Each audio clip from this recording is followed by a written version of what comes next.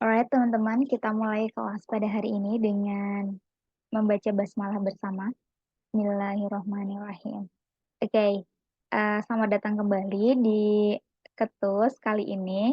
Nah, pada kesempatan kali ini kita bakal bahas reading section gitu. Oke, di reading section ini, eh, oke, teman-teman gimana nih?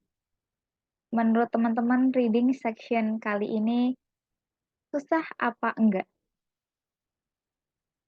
Susah apa enggak nih, Kak Syahrul?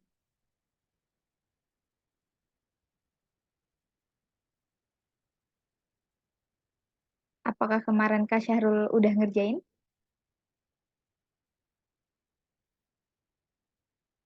buat readingnya?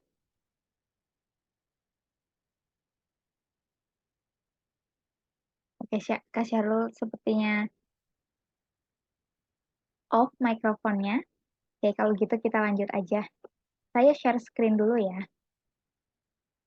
Oke, nah, oke, sebelum kita bahas soalnya, saya ingatkan lagi ketika teman-teman mau ngerjain soal reading, jangan dibaca semuanya. Kenapa? Karena nanti buang-buang waktu gitu, karena nggak semua informasi yang ada di dalam teks tersebut kita butuhkan. Nah, lalu gimana cara mengambil informasi untuk menjawab soal? Cara yang saya sarankan adalah teman-teman baca dulu kalimat pertama di setiap paragraf, biar teman-teman tahu uh, garis besar dari passage-nya itu ngomongin tentang apa, kayak gitu. Nah, setelah itu baru ke pertanyaan. Oke, jawab dulu soal-soal yang general, yang ngomongin tentang main idea, topik, dan lain-lain.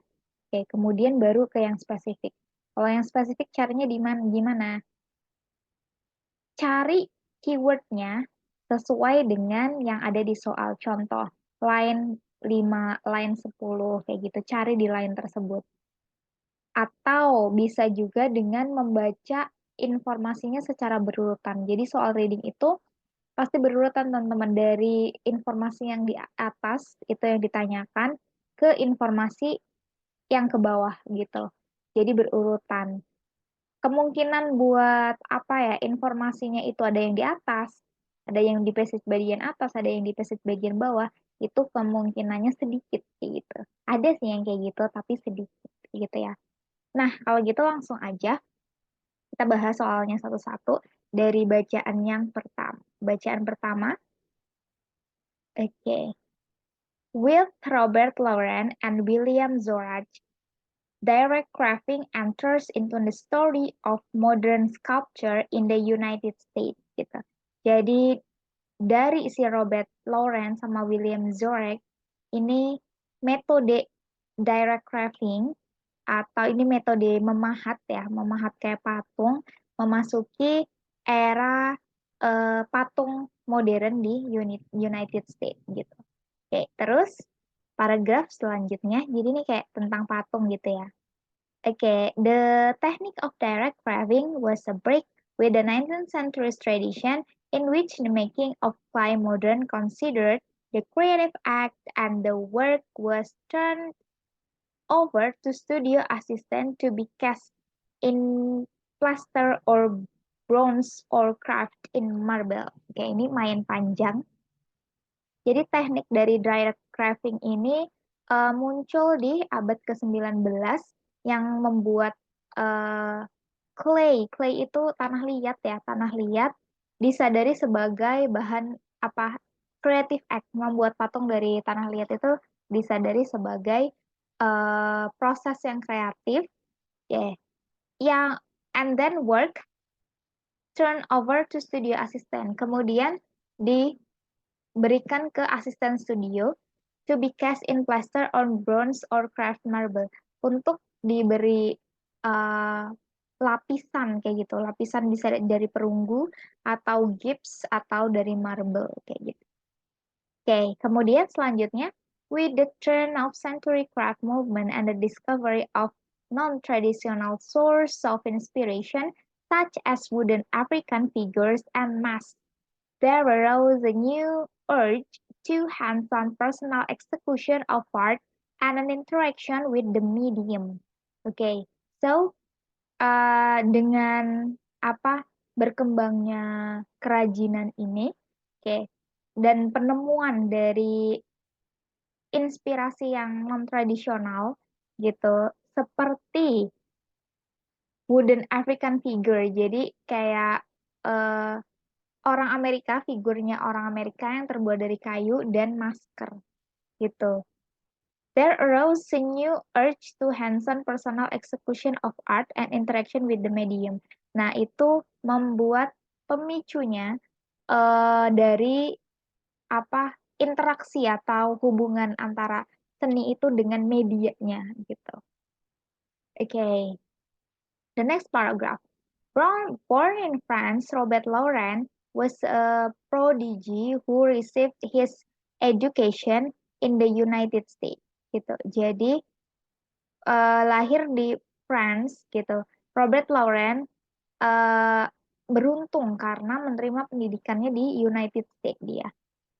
Oke, kemudian back in New York by 1910, Laurent began crafting pieces such as the Pre-Test, which reveal his fascination with African Pre-Columbian and South Pacific art gitu. Jadi kembali ke New York City, Laurent itu memahat gitu, memahat such as the Piertes itu nama patungnya dia ya, dengan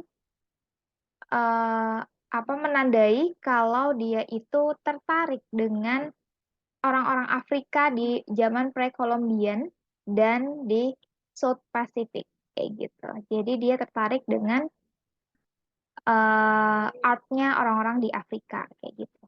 Oke, kemudian ini berarti garis besarnya tentang art gitu, tentang crafting atau memahat patung kayak gitu. Oke, nomor 1, the word medium in line 5 could be used to refer to. Jadi medium di baris ke-5 itu mengacu ke siapa? Apakah ke stone and wood? Apakah ke mallet and chisel? Atau ke tekniknya? Atau ke prinsipnya? Oke, kita lihat medium. Line 5. Nah, kalau ada kata yang kayak gini, maksudnya kata rujukan gitu, teman-teman bisa baca satu kalimat utuh yang ada kata tersebut. Kalau misalkan nggak ketemu, biasanya jawabannya ada di kalimat sebelumnya. Kayak gitu. Gimana sih caranya biar tahu, terus biar biar sense-nya dapet gitu, biar kita tahu yang mana itu rujuknya kemana. Ini nggak ada cara lain selain latihan sih. Kalau teman-teman sering latihan soal, pasti teman-teman akan terbiasa instingnya buat tahu apa ini merujuknya kemana gitu. Karena itu butuh jam terbang, tidak bisa diteorikan. Kadang vocab sesuai dengan konteks yang ada dibaca. Jadi tidak letterlock diartikan ke kamus gitu. Walaupun kita tahu medium itu artinya apa, tapi kalau dalam bacaan mereka sudah mix dengan apa konteks yang ada di dalam bacaannya gitu. Alright, kita sekarang baca kalimat yang ada mediumnya. Ini kata medium. Jadi kalimatnya dari sini. Implicit in it is an aesthetic, sorry. Implicit in it is an aesthetic principle as well that the medium has certain qualities of beauty and expansive with which sculptor must bring their own aesthetic sensibility into harmony. Oke, jadi si mediumnya ini mengacu sepertinya ke kalimat sebelumnya, teman-teman. Karena di sini that the medium, bahwa medium tersebut. Nah, tersebutnya kemana kan? Oke, kita baca berarti kalimat sebelumnya. Direct crafting in which the sculpture themselves carve stone or wood with mallet and chisel must be recognized as something more than just a technique. Kayak gitu. Oke, jadi tadi pilihannya ada stone or wood, mallet and chisel, and then teknik atau prinsip. Oke, jadi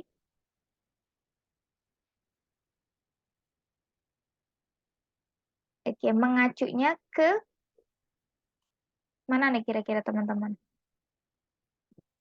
Iya, mengacunya ke ini ya, stone and wood.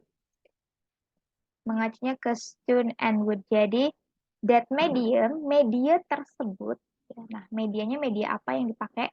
Media dasarnya adalah ini, stone and wood. Oke, jadi jawabannya apa tadi? Jawabannya alpha.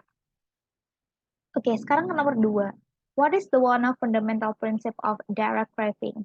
Jadi prinsip dasar dari metode direct graving ini apa? Kayak gitu. Oke, kita baca berarti.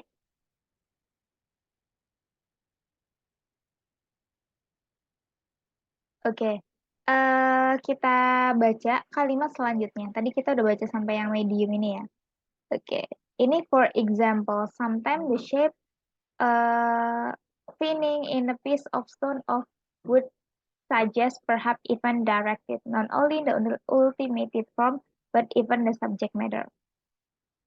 Oke.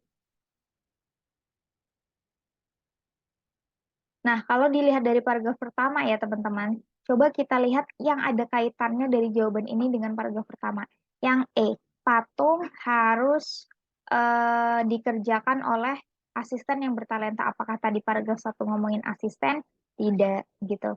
Kemudian yang kedua, the subject of a sculpture should be derived from classical stories. Apakah tadi nyinggung classical stories? Tidak juga. Kemudian the material is an important element in a sculpture. Apakah tadi di jawaban di bacaan paragraf 1 itu ada yang ngomongin tentang materialnya atau bahannya? Ada tadi ya, mediumnya stone sama wood gitu. Oke, jadi jawabannya adalah charring. Kalau yang D gimana? Designing a sculpture is a more creative activity than crafting it. Apakah tadi ngomongin itu? Apakah tadi ngomongin apa? Membandingkan antara proses kreativitas ini pas lagi desain sama crafting? Tadi enggak juga. Tadi yang ditekankan adalah medium. Jadi jawabannya adalah cari. Ini alpha ya. Oke, sekarang nomor 3. Nomor 3, the word dictates in line 8 is closest meaning to. Jadi ada kata dictate di line 8. Line 8. Oh, berarti ini. Kita baca. For example, sometimes the shape of thinning in a piece of stone or wood suggests perhaps even dictate not only the ultimate form but even the subject matter. Oke, nah dictate ini um, dictate ini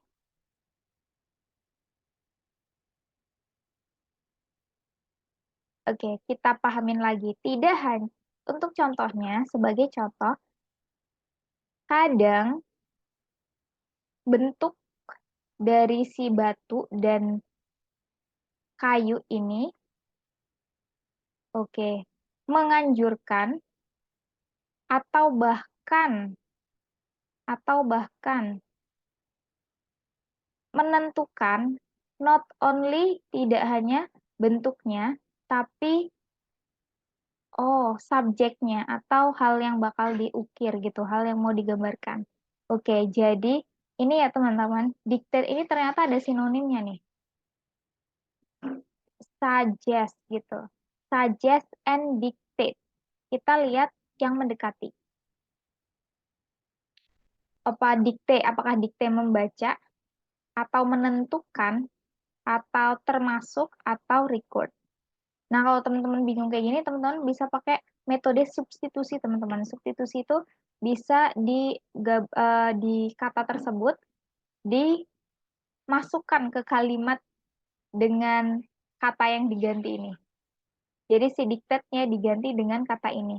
Apakah dictate diganti dengan read, loud, membaca, nyambung? Tidak. Apakah dictate bisa diganti dengan determine yang menentukan apa? Jadi jenis kayu itu yang menentukan bentuknya nanti akan gimana. Masuk ya. Tuh. Kemudian jenis kayu itu termasuk ke dalam bentuknya kayak gimana. Kurang masuk. Bentuk kayu merekam bentuk patung yang akan dibentuk nanti kayak gimana.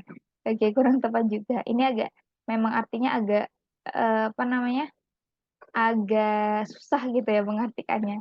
Jadi yang paling tepat adalah menentukan. Jadi si jenis kayu itu menentukan bagaimana si patung itu harus dibentuk, harus dipahat gitu. Oke, kemudian nomor 4 kita lanjut. How does direct carving differ from the 19th century tradition sculpture?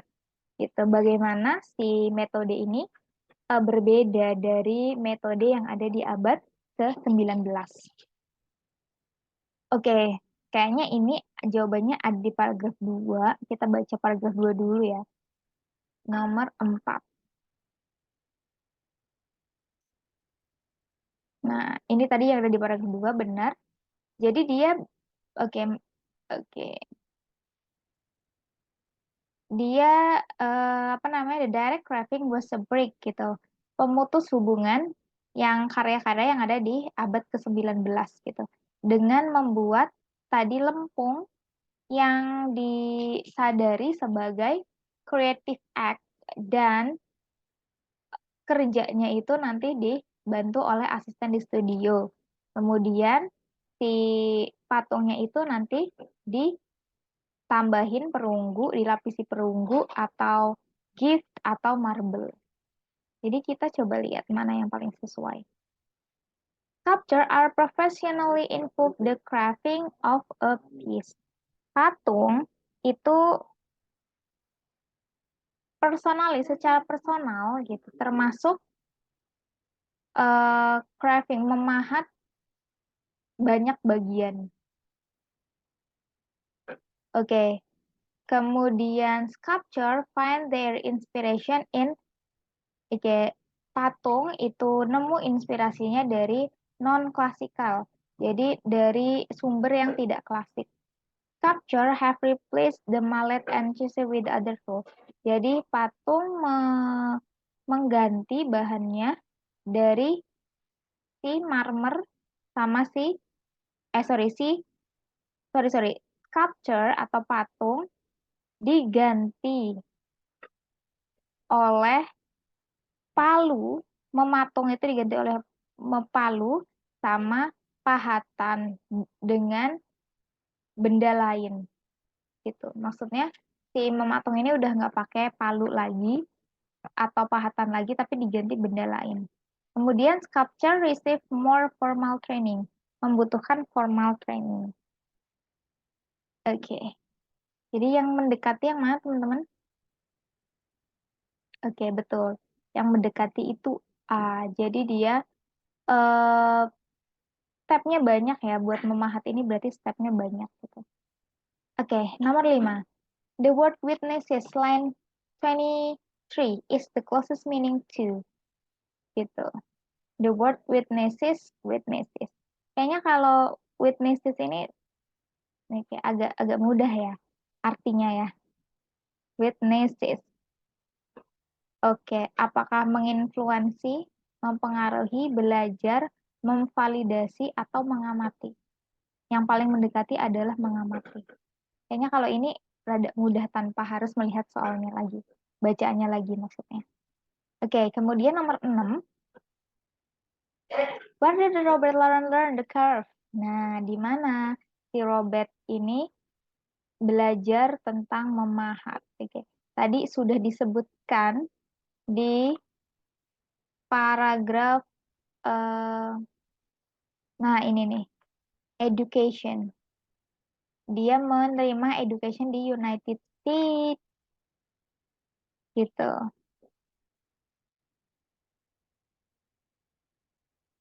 Oh, sorry. Kita harus baca secara utuh kayaknya. Eh,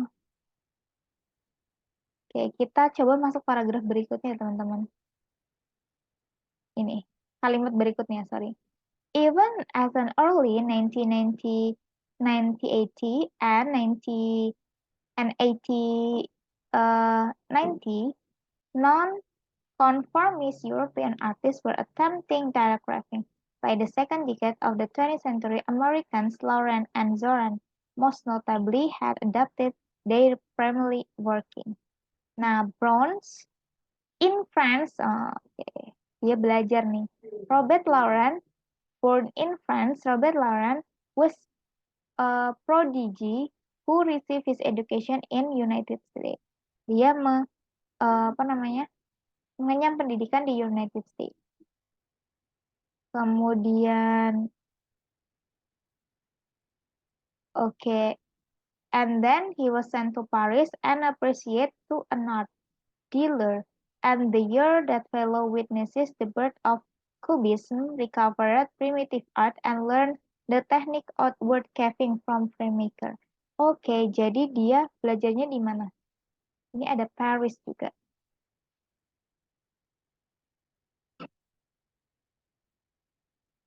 Dionya Paris ya. Jadi dia itu belajarnya dia lahirnya di France.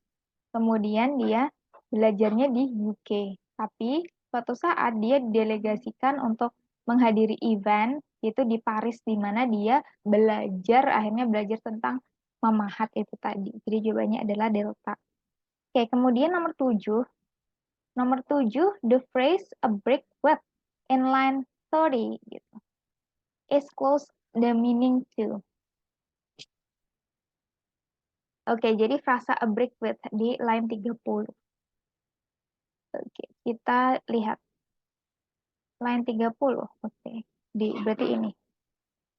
Even its regular shape must have appealed to Laurent as a brick with a long-standing tradition that require a sculptor to work within a perfect rectangle or square gitu. Jadi a brick word ini artinya apa? Nomor 7. Kita artiin bahkan bentuk yang tidak biasa itu, yang tidak beraturan itu harus sesuai dengan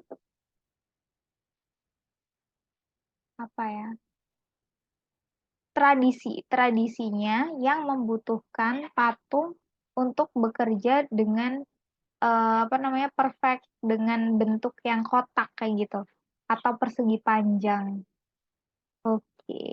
Jadi brick width as a brick width ini di nomor 7 itu artinya adalah departure from atau bravo. Jadi bukan collapse, bukan solusi atau destruction. Jadi berangkat dari. Jadi si bentuk yang kotak ini berangkat dari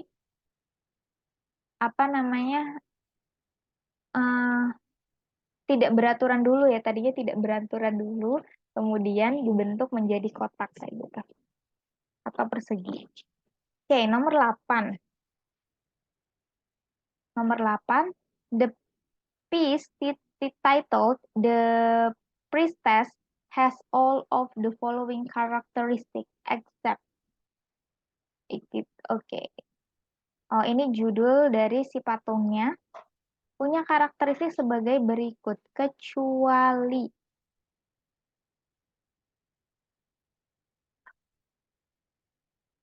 karena desainnya, karena terbuat dari marble, karena carvingnya itu tidak dalam atau pahatannya tidak dalam, atau itu menggambarkan orang kayak gitu. Kita lihat ini paragraf beberapa ya. Priestess, tadi kayak kita nemu kata itu. Di sini di paragraf terakhir. Thanking a walnut plank, the sculptor craft the expensive styled design, one of the earliest example of direct carving in American sculpture. The planks from dedicated the rigidly frontal view and the low relief, even its regular shape, must be have appealed to Laurent as a brick, bla bla bla. Kita udah tahu jawabannya. Yang tidak termasuk adalah dia terbuat dari marble, karena tadi nggak bahas marble ya. Marble tuh marmer. Oke, sekarang kita lanjut ke teks berikutnya. Seperti biasa, kita harus baca dulu dari awal paragraf di kalimat pertama. Oke, birds that feed in flock commonly retire together into roots. Oke, jadi kawanan burung yang biasa berkelompok itu dia tuh pulang ke sarang juga berkelompok ya, bersama-sama. Kemudian the second possible benefit to communal roots is that they act as information centers.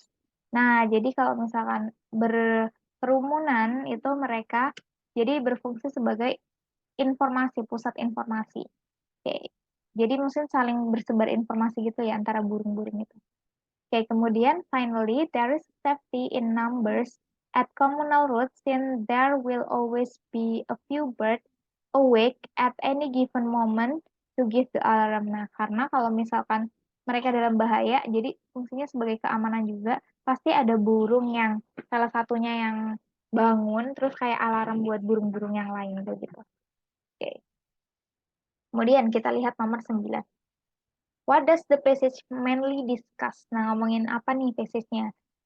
Oke, bagaimana si burung itu nyimpen makanan, bagaimana burung memaintain suhu tubuhnya, bagaimana burung itu memanage teritorinya atau wilayahnya, kenapa beberapa spesies burung itu bersarang bersama.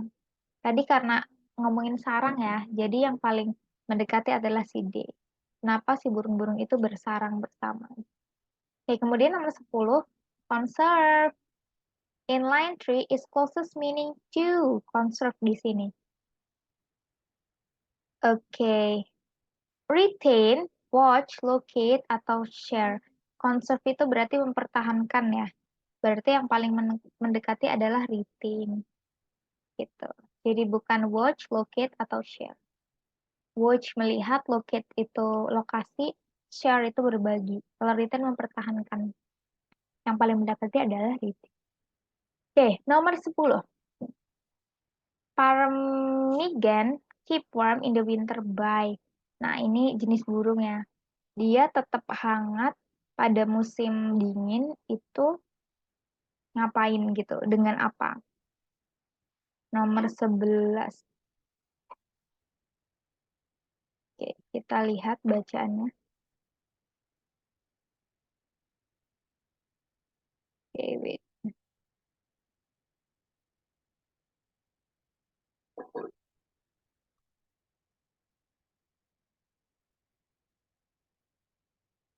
Mana tadi bacanya begini? Kejauhan, sorry.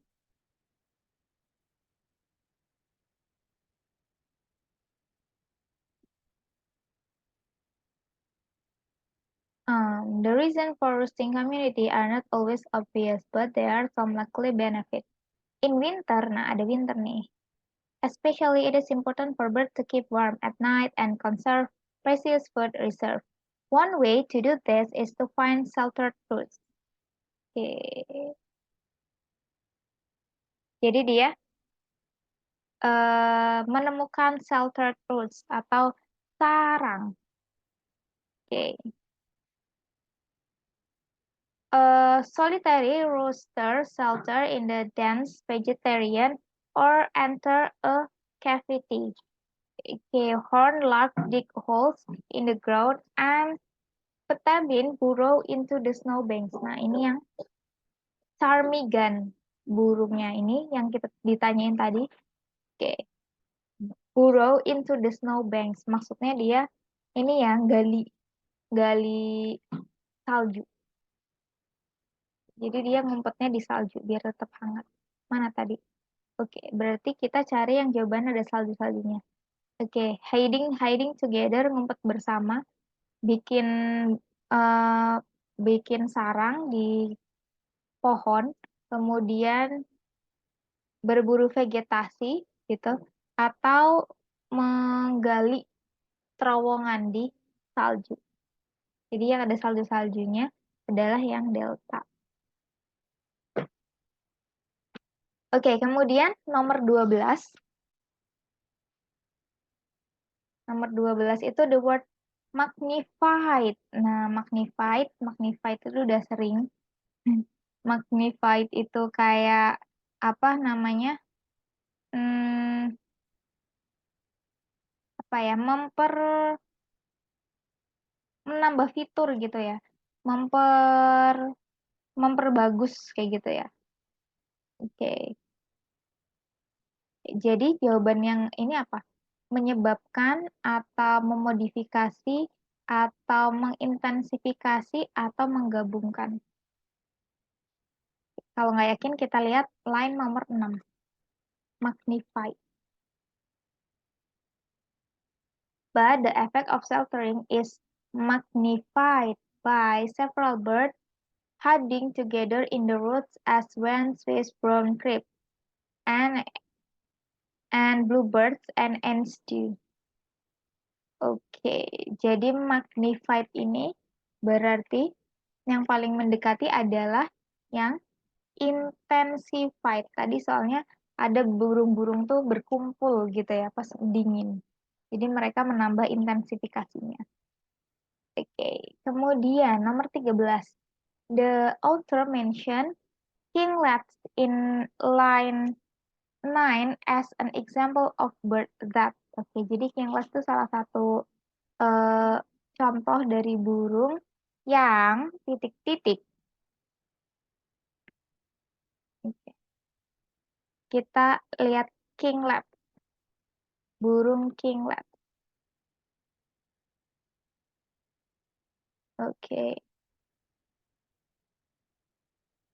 nah kinglets huddling together were found to reduce their head losses by quarter, and that together save their third of their head. Oke, huddling together.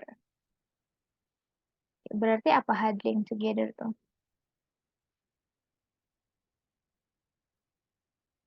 Oke, yang nomor 13 yang C ya. Huddling together itu kata lainnya adalah bersarang. Jadi bersarang bersama gitu. Biar mereka hangat. Jadi kalau sendiri-sendiri kan dingin. Jadi kalau bersama-sama jadi lebih hangat gitu. Oke, 13. Sekarang nomor 14. The word for range in line 12. Oke, maknanya apa? Kita lihat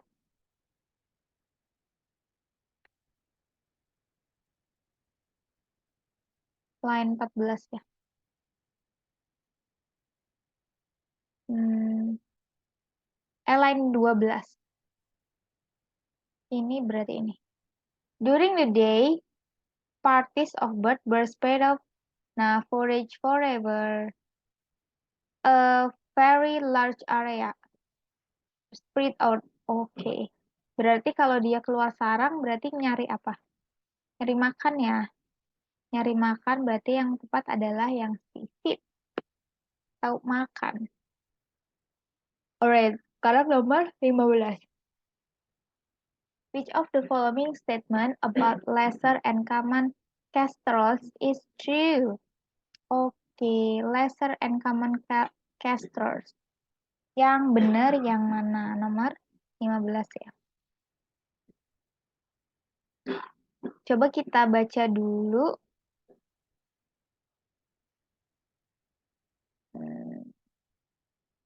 Kita cari ya, common Chrysler. When they return in the evening, some must be fit well, but others many have found little to eat. Some investigators have observed when the birds set out again next morning, those birds did not feed well the previous day. The behavior of common lesser kata, nah ini, may illustrate different feeding behavior of similar birds. Oke, jadi beda ya habitnya. The common calfter hunt vertebrate animal in a small familiar hunting ground, whereas the very similar lesser cattle feeds uh, on insect over a large area. Oke, kayaknya kita sudah tahu jawabannya.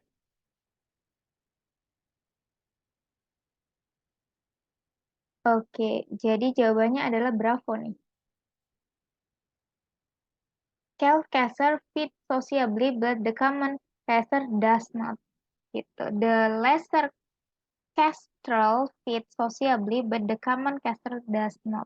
Gitu. Dia berburu sendiri. Oke, sekarang nomor 16. Kita beranjak ke nomor 16. Oke, the word contracted in line 24 meaning to contracted. Contract. Nih, counter dari kata counter. Counter berarti berlawanan. Nah, di sini yang artinya mendekati berlawanan adalah negate. Oke, kalau ini nggak usah lihat bacaannya, sudah tahu ya. Gitu. Karena counter yang berlawanan tuh biasanya negatif. Negate. Gitu. Oke, kemudian nomor 17.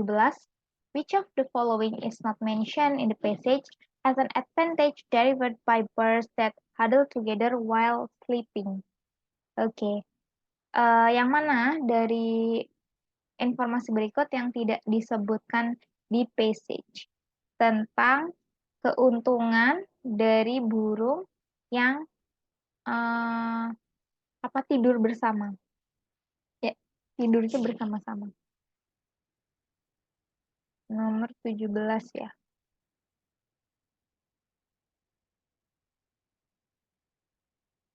Some member of flock warn other impending dangers, mengumumkan bahaya, staying together provide a greater amount of heat.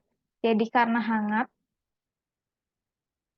Kemudian some bird in the flock function as information centers for other who are looking for food. Gitu. Oke, kemudian several member of flock are care the young. Nah, yang tidak disebutkan yang mana? Ini. Kayaknya dari tadi ini udah disebutkan. Di bacaan udah ada ya. Jadi yang nggak disebutkan adalah yang D. Kayak yang nggak ada di bacaan. Kemudian we solve the following disadvantage of communal road. Disadvantage itu kerugian atau ketidakuntungan ya dari communal routes atau ya communal routes, sarang yang komunal. That is mentioned in the passage. Diseases are easily spread. Group are more attractive to predator than individual birds. Okay, food supplies are quickly depleted. Jadi makanannya cepat habis. Oke, kemudian some bird in a group will attack one other. Mereka bakal berkelahi atau apa namanya ada penyakit. Kayak tadi ngomongin penyakit nggak ada. Terus ngomongin makanan juga mereka bareng-bareng kan. Kemudian ngomongin bertarung, mereka saling bertarung juga enggak. Jadi yang paling tepat adalah yang di mereka atraktif sama predator karena bareng-bareng kan jadi berani gitu. Oke, nomor 19. Nomor 19, the word day in line 25 refers to. Jadi kata day di line 25 itu mengacu ke mana? Oke, day line 25.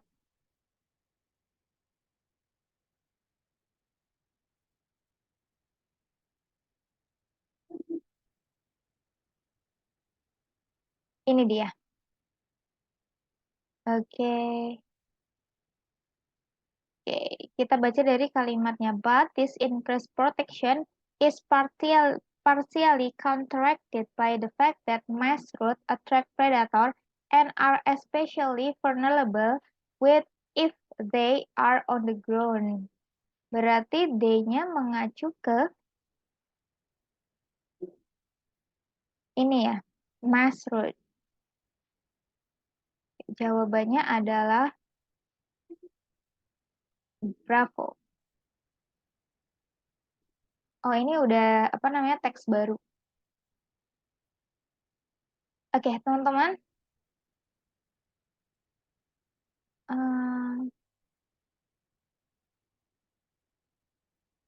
Oke, oke, saya rasa untuk hari ini cukup sekian. Nanti kalau misalkan ada waktu lagi, kita bakal bahas readingnya yang ini karena baru 2 passage aja yang dibahas di pertemuan selanjutnya. Maksudnya pas kita bahas reading juga ya.